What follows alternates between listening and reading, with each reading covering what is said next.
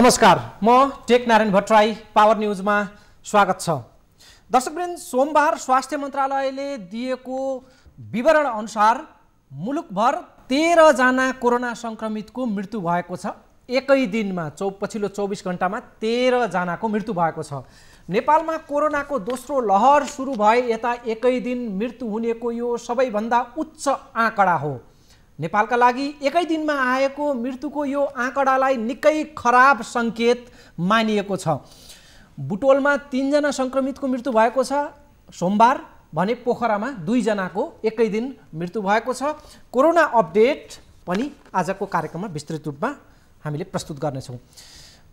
प्रधानमन्त्री केपी शर्मा ओलीले राजीनामा नदिने आफ्नो अडान दोहोर्याएका छन्। उनले भनेका छन्, मसँग बहुमत छ, किन दिने राजीनामा। ओलीले नेकपा माओवादीलाई चुनौती पनि दिएका छन् र भनेका छन्, बहुमतबाट हटाउन मन छ भने फिर्ता ल्याऊ तिम्रो समर्थन, चाहिएको छैन मलाई तिम्रो समर्थन, आफै लैजाऊ। प्रधानमन्त्रीको भनाइ। किरणाले भैँसी खाएर देख्नुभएको छैन? किरणाले भैँसी खान्छ हो, यिनीहरूले गरेको हामीलाई कारबाही त्यस्तै हो। किरणाले भैँसी खायो। मसँग बहुमत छ, बहुमतको सरकार छ, म किन राजीनामा दिन्छु? बहुमतको सरकार छ। अब बहुमतबाट हटाउन मन छ भने फिर्ता ल्याऊ, लैजाऊ।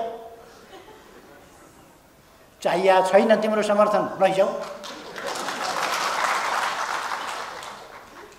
सबै मिलेर केपी ओलीलाई हराउँछौँ अरे।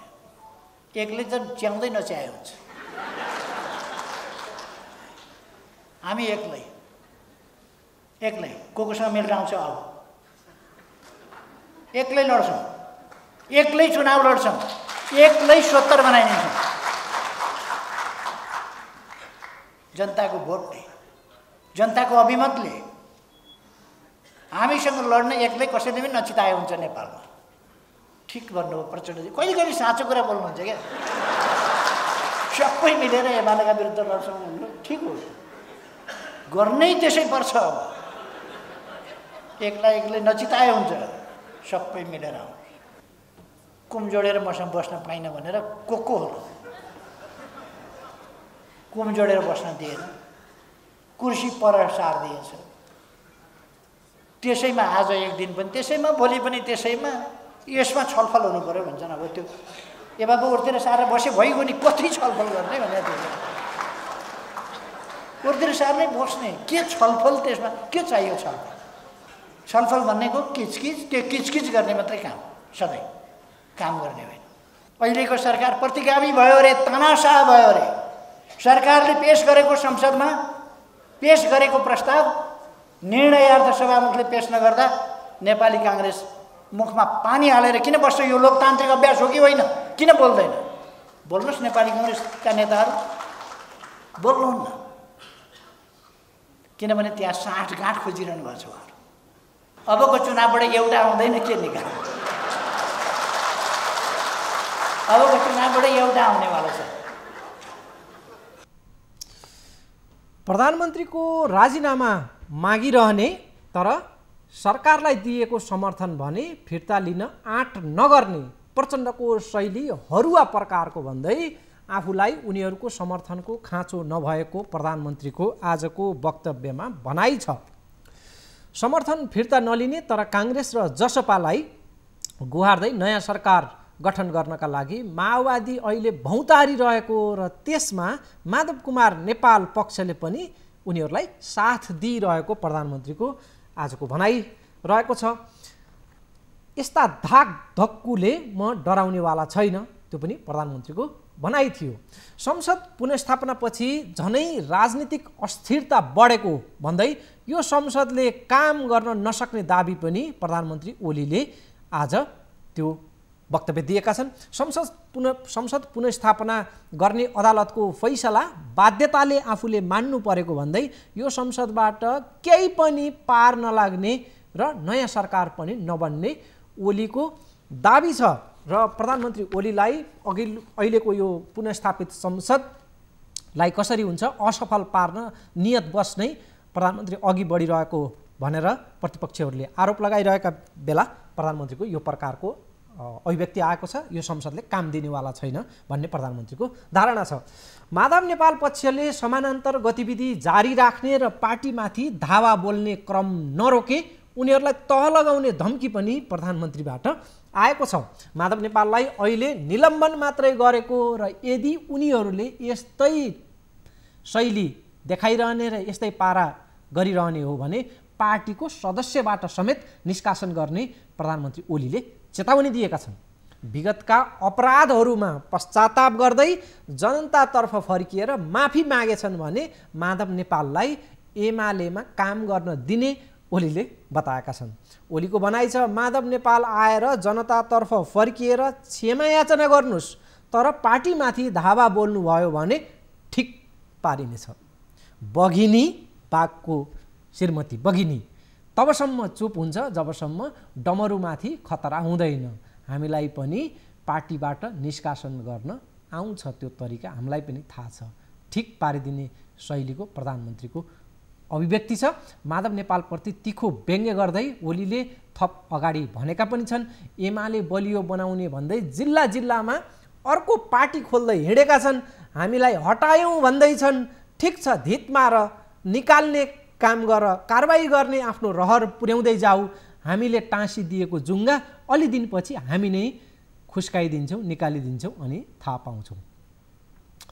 प्रधानमन्त्री अझ अगाडि बढेर माधव नेपालसँग बसपारको टिकट बाँड्ने पनि हैसियत नभएको भन्दै, बसपारको टिकट बाँड्ने पनि हैसियत नभएको भन्दै उनी माधव नेपालले चुनावको टिकट बाँड्दै हिँडेका छन् भन्दै ओलीले माधव नेपालको उछितो पनि काटेका छन्। यो अर्को अंश पनि सुनौँ।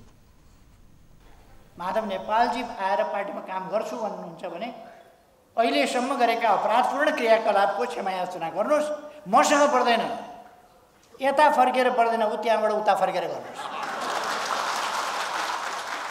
जनतातिर फर्केर गर्नुहोस्, नेपालभरिका देशभक्तहरूतिर फर्केर गर्नुहोस्।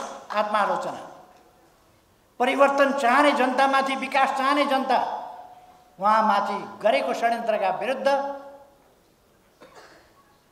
जनता सचेत भइसकेछ। मेरो केही लागेन, गल्ती महसुस गर्छु, क्षमा याचना गर्छु भन्नुहोस्, आउनुहोस्, काम गर्नुहोस्, जल्लाजी काम गर्नुहोस्।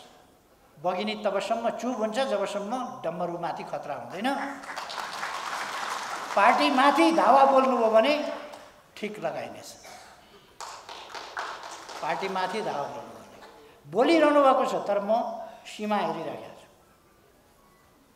तपाईँहरूलाई मात्रै निष्कासन गर्न आउने होइन, हामीलाई पनि निष्कासन गर्न आउँछ भन्ने सम्झना राख्नुहोस्। दर्शकबिन, हामीले अघि नै उल्लेख गऱ्यौँ, एकै दिनमा 13 जना कोरोना सङ्क्रमितको मृत्यु भएको छ। कोरोना सङ्क्रमितको सङ्ख्या बढ्दो रफ्तारमा छ।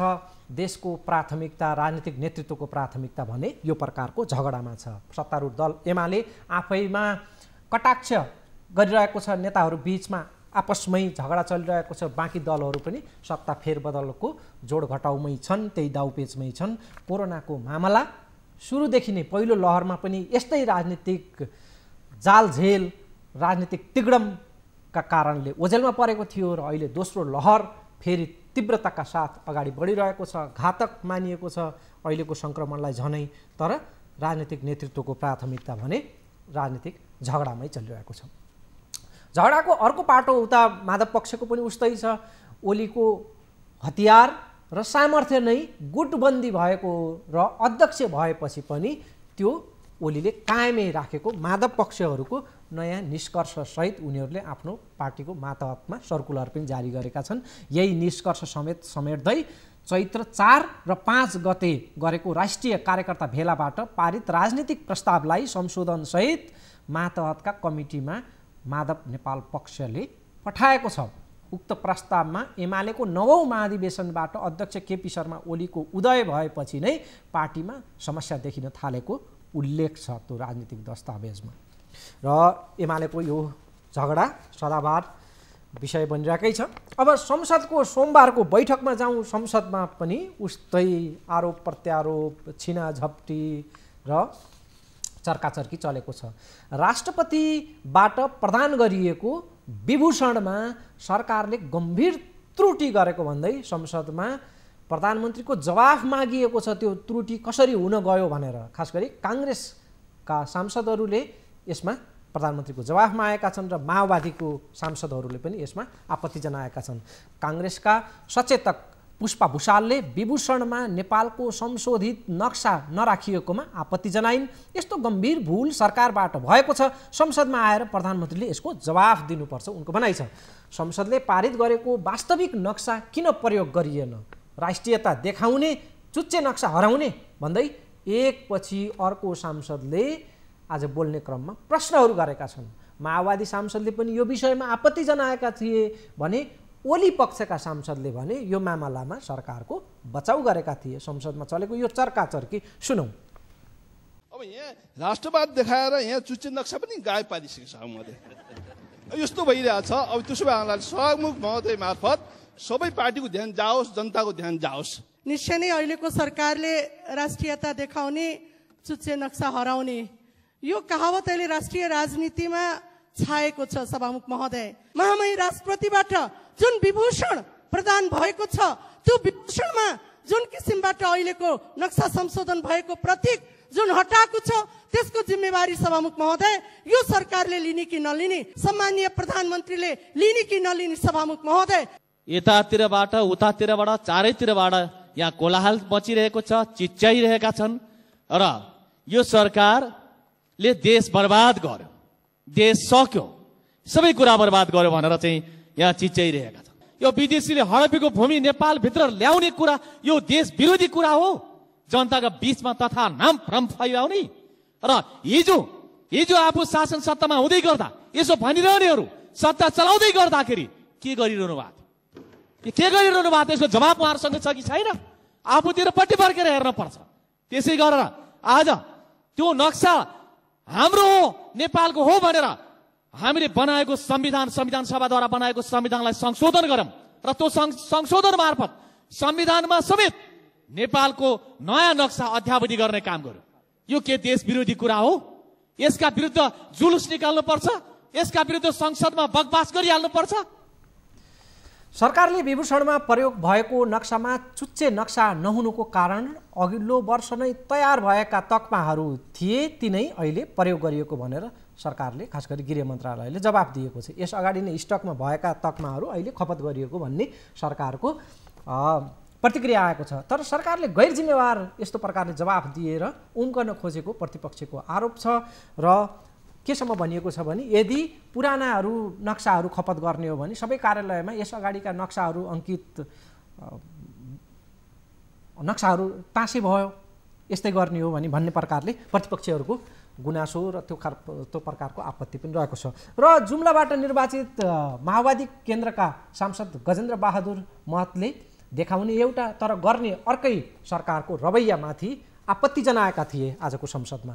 मेलम्ची देखाएर पेट्रोल र डिजेलको भाउ बढाइएको छ। उनले भनेका छन् धरहरालाई देखाएर डन्डी र सिमेन्टको भाउ बढाइयो, विकास र समृद्धि देखाएर सरकारले महँगी बढायो, विकास र समृद्धि देखाएर नुन तेल चामल र दालको भाउ बढाइयो, पार्टीभित्रको झगडा देखाएर संसदको ढाड नै भाँचियो, कोरोना देखाएर ऋणमा डुबाइयो, राष्ट्रवादको नाममा सरकारले चुच्चे नक्सा नै गायब पारिदियो। यो सुन।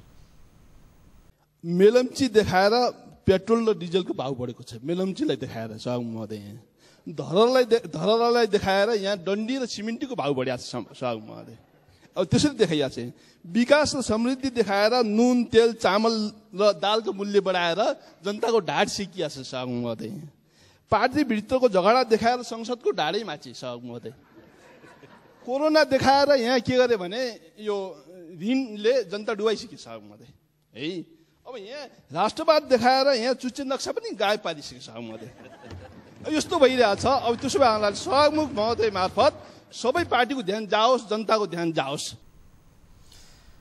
संसदमा आज सांसदहरूले दिएका बयानहरूलाई हामीले कार्यक्रममा समावेश गरिरहेका छौँ। संसदमा कविताको जवाब कविताबाटै पनि दिइएको छ र सांसद इन्द्रकुमारी शर्माले अघिल्लो पटक महेश बस्नेतको कविताको जवाफ आज कवितामै दिएका छन्। उनले यसअघिको संसद बैठकमा सत्तारूढ दल नेकपा एमालेका सांसद महेश बस्नेतले संसदमै कविता वाचन गरेर प्रचण्डको हुर्मत काटेका थिए। त्यसको काउन्टरमा सांसद इन्द्र कुमारीले कवितामै जवाफ फर्काइन्। 2/3 भोटले सरकार बनाए, सनकको भरमा संसद विघटन गराए। यो सुनौ।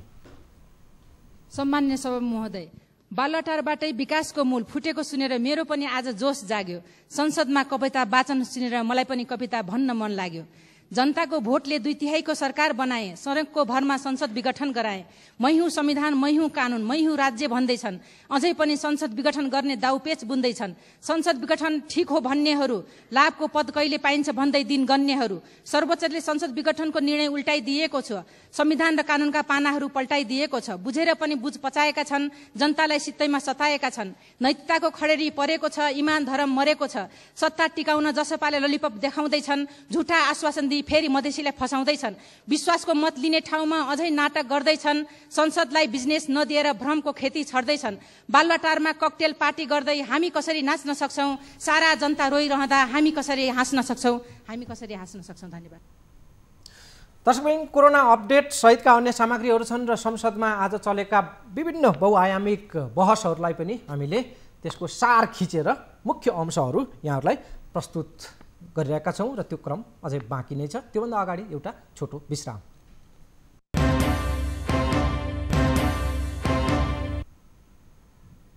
विश्रामपछि स्वागत छ। दर्शकबिन, राजनीतिमा निकै चर्चा पाएको र तहल्का मच्चाएको विषय हो एमसीसीले पछिल्लो महिनौँ यता त्यति चर्चा पाएको थिएन, तर संसदमा आज एमसीसीको चर्चा उठेको छ।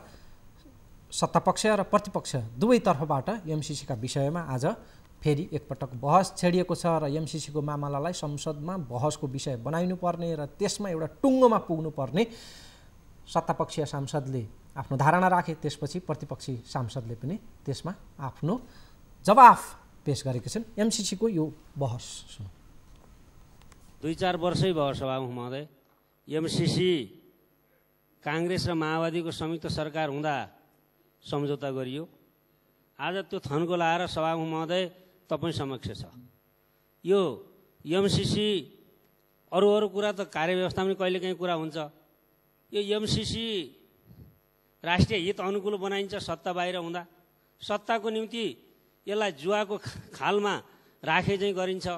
यो संसदमा 3 वर्ष 4 वर्ष कति वर्षसम्म लड्काउने यो सभामुख महोदय, यो एमसीसी तुरन्त बहसको विषय बनाइयोस् र संसदको व्यवसाय बनाइयोस् या बिजनेस बनाइयोस् र संसदको विषय बनाइयोस् भन्ने जोरदार माग राख्न चाहन्छु। धन्यवाद। एमसीसीलाई यहाँ पेश गर्नुपर्छ, एमसीसी यहाँ पास गर्नुपर्छ भनेर भनिराख्नु भएको छ। संसदको आफ्नो प्रक्रिया छ सभामुख महोदय। सरकारले प्रस्ताव ल्याउनु पर्यो, सरकारले एमसीसीलाई टेबल गर्नु पर्यो, अनि मात्र कार्यविधि संसदमा अगाडि बढ्नेछ। सभामुख महोदय, सरकारले एमसीसीलाई टेबल नगर्ने र पटक पटक एमसीसीलाई पास गर्न नदिने भनेर, यहाँ संसदमा प्रवेश गर्न नदिने भनेर पटक पटक अभिव्यक्तिहरू आइराखेको छ।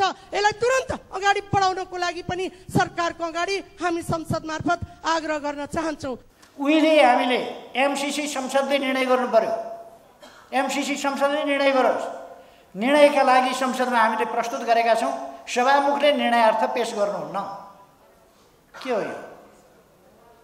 सभामुखले कुनै मर्यादा मान्नु पर्दैन? सरकारले पेश गरेको प्रस्ताव रोक्ने अधिकार सभामुखलाई हुन्छ? सरकारले पेश गरेको चिज सभामुखले निर्णयार्थ संसदमा पेश गर्नु पर्दैन? पेश नगर्ने। उहाँहरूलाई कानुनको संविधानको केही मतलब छैन, थितिको मतलब छैन, विधिको मतलब छैन, बलजफ्ती। नेपाली काङ्ग्रेसका सांसद गगन थापाले कोरोनाका प्रभावले व्यवसाय, पर्यटनदेखि वैदेशिक रोजगारीसम्म सबै क्षेत्र अस्तव्यस्त बनेको बताएका छन्। तर सरकारको उदासीनता अर्को समस्याका रूपमा उनले आज संसदमा प्रतिक्रिया दिएका छन्। दक्षिण कोरियाको भाषा परीक्षा उत्तीर्ण गरेका करिब 10,500 नेपालीहरू महिनौदेखि काठमाडौँमा अल्पत्र परेका छन्। उनीहरूलाई सरकारले व्यवस्था गरेको गगन थापाको भनाइ छ। सभामुख महोदय, कोभिडको प्रभावले देशभित्रका उद्योग, खुद्रा व्यापार, निर्माण, यातायात र सबभन्दा बढी पर्यटन क्षेत्रमा लाखौं नेपालीले रोजगारी गुमाएका छन्। सरकारी तथ्याङ्कले भन्छ वैदेशिक रोजगारीमा रहेका पनि लाखौंले रोजगारी गुमाएका छन्, जो नेपाल फर्केका छन्, फर्केर जान पाएका छैनन्। यिनीहरूको पुनर्स्थापनाको बारेमा यो चमत्कारी सरकार न केही सोच्छ न केही गर्छ। दक्षिण कोरियाको भाषा तथा सिप परीक्षा उत्तीर्ण गरेका करिब 10,500 र प्रतिबद्ध कामदार करिब 2,000 महिनौदेखि अलपत्र परेर काठमाडौँमा यत्रतत्र छरिएर बसेका छन्। यिनीहरूका बारेमा लगातार सरकारले व्यवस्था गरेको छ। फिलिपिन्सको, मालदिभ्सको, श्रीलङ्काको, म्यानमारको सरकारले गरेको जस्तो गरेको भए, पहल कदमी लिएको भए सायद यिनीहरूले कोरिया जान पाइसकेका हुन्थे होलान्। भाषा तथा सिप परीक्षा उत्तीर्ण गरेका, घर विदामा आएर फर्केर जान नपाएका यी कामदारहरूलाई कोरियामा रोजगारी पाउने सुनिश्चितताका सन्दर्भमा सम्बन्धित मन्त्रालयले ठोस काम गरेर यसको जानकारी सदनलाई गराउनका निम्ति म सम्माननीय सभामुख महोदय मार्फत सरकारको ध्यान आकर्षण गराउन चाहन्छु। धन्यवाद। दर्शकवृन्द, सरकार परिवर्तनको बहस, चर्चा, हल्ला चलिरहेको छ र प्रधानमन्त्री केपी शर्मा ओलीले आज नेकपा माओवादीलाई चुनौती दिएका छन् कि समर्थन तिमीहरूको चाहिएको छैन, तिम्रो समर्थन फिर्ता ल्याऊ, मसँग संसदमा आफ्नै बहुमत छ भन्ने प्रकारले प्रधानमन्त्रीको बनाइआएको छ। र यता नेकपा माओवादी केन्द्रका सांसद शक्ति बस्नेतले आजको संसदको रक्षा र खबरदारी गर्न वर्तमान सरकारलाई दिएको समर्थन कायमै राखेको प्रष्टीकरण दिएका छन्। माओवादीलाई यति बेला प्रश्न उठिरहेको छ, एकातिर सरकार नयाँ बनाउने भन्छौ तर सरकारलाई दिएको समर्थन पनि फिर्ता लिँदैनौ, तिमीहरूको यो दोधारे चरित्र के हो भनेर प्रश्न उठिरहेको छ। यसमा आज शक्ति बस्नेतले आफ्नो जवाफ दिएका छन्। सरकार अध्यादेशको भरमा राज्य सञ्चालन गर्ने, बालुवाटारबाट प्रतिक्रियाहरू दिएर आफ्नो जिम्मेवारी पुरा गर्ने कुरामै रमाइराखेको त छैन। मुलुकलाई प्रतिगमनको बाटोमा हिँडाउने कोसिस भयो, समस्या त्यहीँबाट सुरु भयो। तर बडो अचम्म लाग्छ, सरकारका केही मन्त्रीज्यूहरू, केही मान्यज्यूहरू प्रतिगमन के हो भनेर प्रश्न गर्दै हुनुहुन्छ। प्रधानमन्त्रीको लहरमा प्रधानमन्त्रीले चाहने बित्तिकै संसदको हत्या हुन सक्दैन, संसद भङ्ग हुन सक्दैन। यो परम्परागत संसदीय प्रणालीको मान्यतामा गरिएको परिमार्जन थियो। तर प्रधानमन्त्रीजीले यही मूल्यमाथि हमला गर्नुभयो र परम्परागत संसदीय मान्यतालाई पुनर्स्थापित गर्ने कोसिस गर्नुभयो। यही हो प्रतिगमन। आज संसदको अवस्था यो छ, संसदले कुनै रचनात्मक काम गर्न पाइराखेको छैन। सरकारमा तत्परता चाहिँदैन, जवाबदेहिता चाहिँदैन, पहल कदमी चाहिँदैन। संसदमा यो पठाइदिएको छ किन भएन भनेर पुग्छ। अब प्रतिगमन के हो यो सोधिराख्नु पर्दैन। कुर्सी यहाँ त प्रतिगमनका यी विषयहरू उठिराख्दा यो कुर्सी नपाएर प्रतिगमनका कुरा गरिराखेका छन् भनेर अत्यन्त गैर जिम्मेवार र हल्का टिप्पणीहरू गर्ने गइरहेको छ। प्रतिगामी कदम भयो भने मन्त्रीहरूले राजीनामा दिए। कुनै बेला सरकारले गरेको निर्णय लागू हुन सकेन भनेर सरकार प्रमुखहरूले राजीनामा दिए। राजनीतिक दलहरूसँग सहमति भएका विषयहरूको सहमतिको पालन गर्दै सरकार प्रमुखबाट बाहिरिए। अनि ती पदलोलुप अदालतले यत्रो निर्णय गर्यो, सरकारको निर्णयमाथि यत्रो प्रश्न उठायो, अनि त्यसको जिम्मेवारी लिने सेक्सन कहीँ पनि देखिँदैन। अब उहाँहरू बडो लोकतन्त्रवादी। यो आठौँ आश्चर्य हो। योभन्दा आश्चर्यको विषय अर्को के हुन सक्छ? यहाँ साथीहरू कुरा गरिराख्नु भएको छ, सरकारको समर्थन हाम्रो दलले कायम राखिराखेको छ। यो किन गरिराखेको होला? बडो अचम्म लाग्छ। सरकारले यो समर्थन छिटो फिर्ता लगिदिए हुन्थ्यो भन्ने मनसाय प्रकट गरिराखेको जस्तो हामीलाई आवाज हुन्छ। संसदको रक्षा, यसको रखबारी गर्नको लागि हाम्रो दलले सरकारलाई दिएको समर्थन कायम गरिराखेको छ।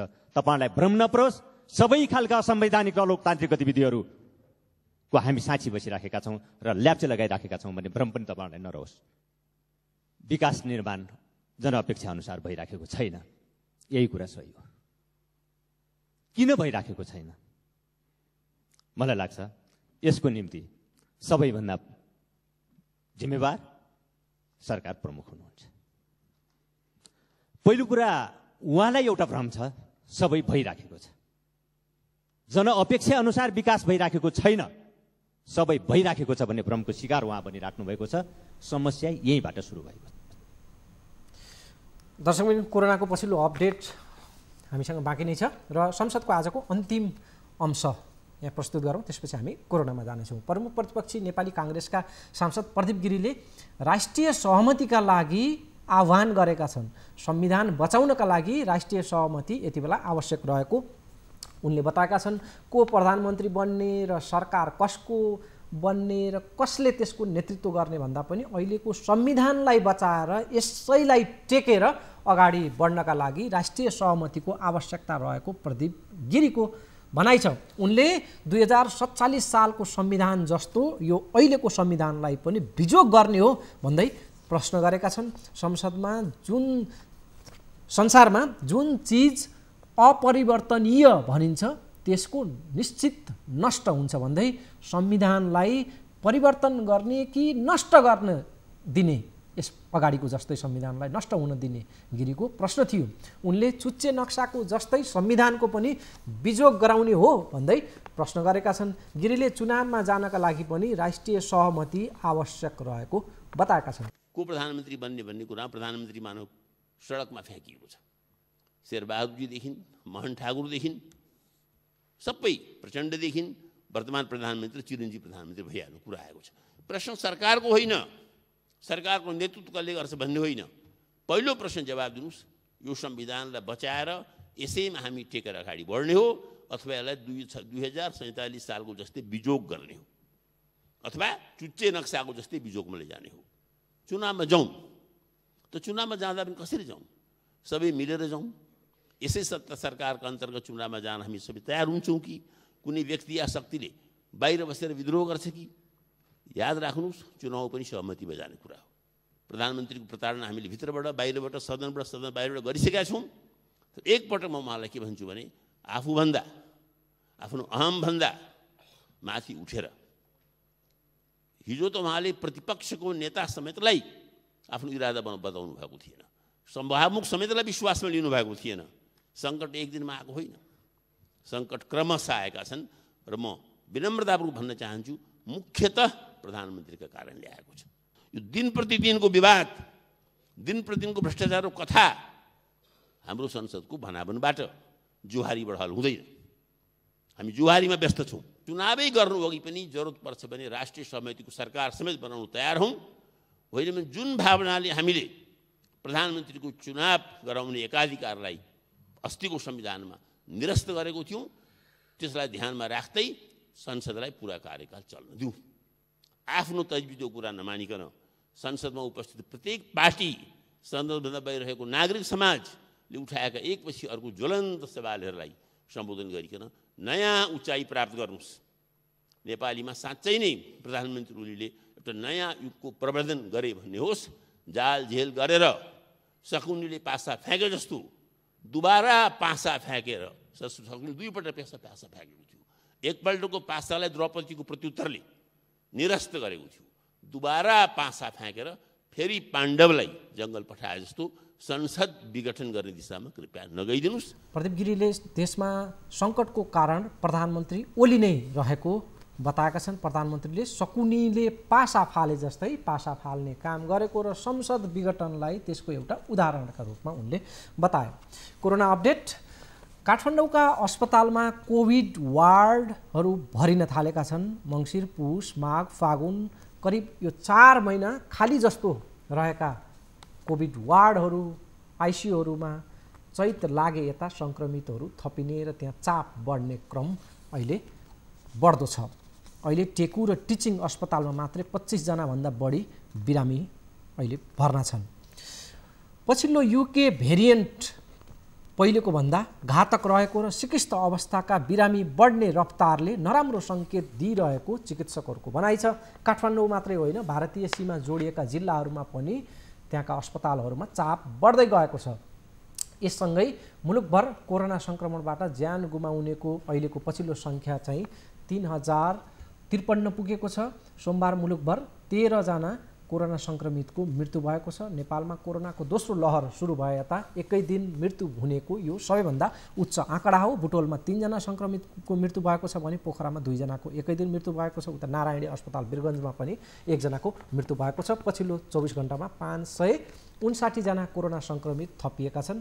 अघिल्लो साता 100 भन्दा कम प्रतिदिन सङ्क्रमित थपिने स्थिति थियो, 100 भन्दा कम। तर अहिले 100, 200, 300, 400 हुँदै रफ्तार बढेर 600 हुने अवस्थामा छ। दैनिक 100 जसोको रफ्तारमा बढिरहेको छ सङ्क्रमितको सङ्ख्या। हालसम्म मुलुकभर कोरोना सङ्क्रमितको सङ्ख्या 2,80,264 24 पुगेको छ, जसमध्ये 2,74,165 सङ्क्रमित उपचारपछि निको भइसकेका छन्। सोमबार मात्रै 138 सङ्क्रमित निको भएको मन्त्रालयले जनाएको छ। भारतमा दैनिक सङ्क्रमितको सङ्ख्या केही दिनमै 2 लाख पुग्ने रफ्तारमा वृद्धि भइरहेको छ। पछिल्लो आँकडा अनुसार एकै दिन 1,70,000 हाराहारीमा सङ्क्रमित थपिएका छन् भारतमा पछिल्लो 24 घण्टाको आँकडा हेर्दा। मृत्युको सङ्ख्या पनि प्रतिदिन 1000 हाराहारीमा पुग्ने तर्खरमा छ। भारतबाट नेपालमा आउनेहरूमा पनि कोरोना पुष्टि भएको छ। धेरैजसो नाका क्षेत्रबाट जति पनि सङ्क्रमित थपिएका छन् तीमध्ये चाहिँ नाकाबाट आउने नै अहिले नेपालको नाका सीमा क्षेत्रमा सङ्क्रमितको सङ्ख्या जति पनि थपिएको छ ती चाहिँ बढी भारतबाट आएकाहरू छन्। भारतमा बढ्दो उभारले नेपालमा पनि जोखिम बढाएको छ नै। त्यसमाथि नेपालमा पहिले जस्तो सतर्कता र सङ्क्रमणबाट बच्ने उपाय बारेमा जनताको चासो निकै घटेको छ। यो निकै घातक हुन सक्ने स्वास्थ्य विज्ञहरूको भनाइ छ। सावधानी र सतर्कता बढाउनु पर्ने फेरि एकपटक समय आएको छ। दर्शकबिन, आज हामी मुख्यतः राजनीतिमा, त्यसमा पनि आज प्रधानमन्त्रीको सम्बोधन र संसदमा आज चलेको बहुआयामिक बहसलाई हामीले प्रस्तुत गऱ्यौँ र अन्तिममा कोरोनाको अपडेट पनि दियौँ। कार्यक्रमको निर्धारित समय सकिएको छ। अर्को श्रृङ्खलामा भेट्ने गरी यो अङ्कबाट बिदा हुन्छु। नमस्कार।